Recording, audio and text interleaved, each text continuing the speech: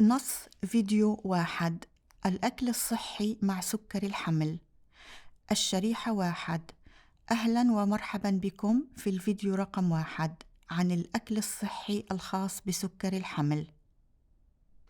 الشريحة الثانية: في هذا الفيديو سنجيب عن بعض الأسئلة المهمة حول سكر الحمل، ونناقش ماهيته والأعراض التي يمكن أن يسببها، وكيف يمكن أن يؤثر عليك وعلى طفلك، والطرق التي يمكن علاجه بها.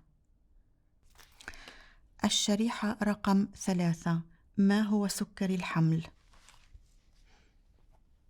الشريحة الرابعة: سكر الحمل أو GDM هو الاسم الذي يطلق على نوع من مرض السكري الذي ينشأ أثناء الحمل، يتطور بشكل شائع حوالي 26 أسبوعاً من الحمل، ويتميز بزيادة في كمية الجلوكوز أو السكر في مجرى الدم.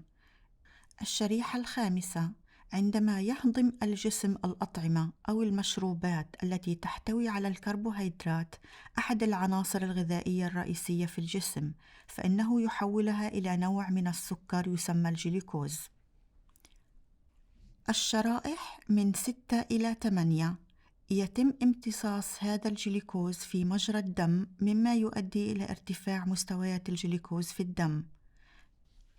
الشريحة رقم 9: عادة ما ينتج بنكرياس الجسم هرموناً يسمى الأنسولين للتحكم في مستويات الجلوكوز في الدم ومنعها من الارتفاع الشديد.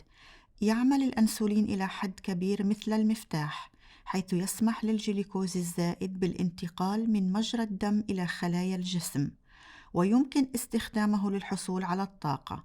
ومع ذلك فإن التغيرات في مستويات الهرمونات الأخرى أثناء الحمل يمكن أن تزعج هذه العملية. الشريحة رقم 10: كالمعتاد ينتج البنكرياس الأنسولين عندما ترتفع مستويات الجلوكوز في الدم، ولكنه قد لا يعمل بشكل جيد، لذلك قد تكون هناك حاجة لمزيد من الأنسولين، وهذا ما يسمى مقاومة الأنسولين. ينشأ سكر الحمل إذا لم يستطع الجسم تلبية هذا الطلب المتزايد. الشريحة رقم 11 و12: بدون كمية كافية من الأنسولين يمكن أن تنتقل كمية أقل من الجلوكوز من مجرى الدم، ويمكن أن تظل مستويات الجلوكوز في الدم مرتفعة للغاية. الشريحة 13: هناك بعض الأعراض الكلاسيكية لمرضى سكر الحمل، والتي قد تكون قد عانيت منها أو لم تختبريها قبل التشخيص. يمكن أن تشمل: الشريحة رقم 14: عدم وضوح الرؤية.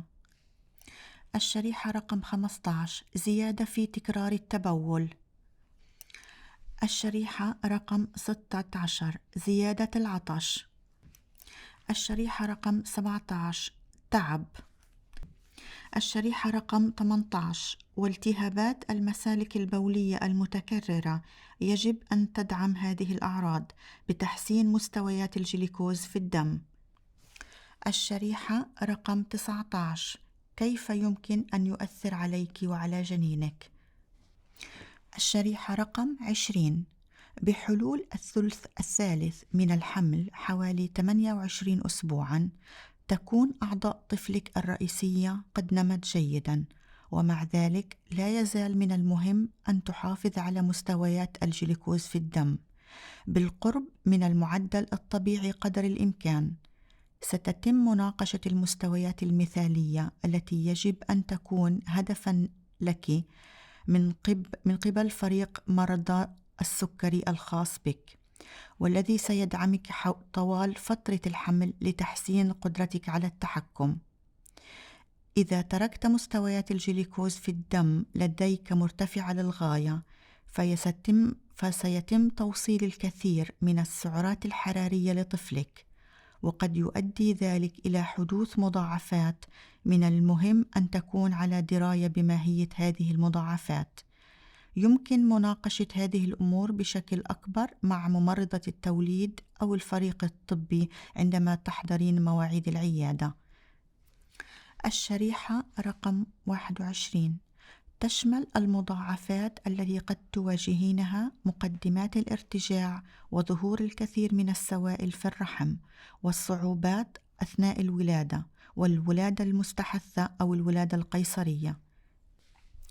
الشريحة رقم 22 تشمل المضاعفات المحتملة لطفلك: اكتسابه وزنا زائدا أثناء الحمل، وأن مستويات الجليكوز في الدم قد تكون منخفضة بعد الولادة وتحتاج إلى مراقبتها حتى تستقر، وزيادة طفيفة جدا في خطر ولادة جنين ميت. الشريحة رقم 23 لكن تذكري أنه مع العلاج الصحيح لسكر الحمل قد لا تعانين من أي من هذه المضاعفات. الشريحة 24 كيف يتم علاج سكر الحمل؟ الشريحة 25 في بعض الأحيان يكون اتباع التغيرات الغذائية كافياً للتحكم في مستويات الجليكوز في الدم، لكن بعض النساء ستكون بحاجة إلى البدء في تناول الأدوية عن طريق الفم أو حقن الأنسولين لتحقيق ذلك. غالباً ما يكون هذا خارج عن سيطرتك، ومع ذلك لا يزال من المهم جداً أن تستمر في اتباع النصائح الغذائية مع أو بدون دواء. الشريحة رقم 26 لقد وصلنا الآن إلى نهاية مقطع الفيديو رقم 1 حول الأكل الصحي مع سكر الحمل. نأمل أن نكون قد أجبنا على الأسئلة التي تم إبرازها في بداية الفيديو المتعلقة بمرضى السكر أثناء الحمل وآثاره الجانبية المحتملة، وكيف يمكن إدارته بشكل فعال للحد من المخاطر الصحية وتعزيز حمل صحي وسعيد. الشريحة رقم 27 تم إنتاج هذا الفيديو من قبل اختصاصي التغذية المسجلين لدى NHS غلاسكو الكبرى وكلايد الخاص بخدمة مرضى السكري. نشكرك على المشاهدة ونشجعك على مشاهدة الفيديو رقم 2 الأكل الصحي ونظرة عامة على مجموعات الطعام.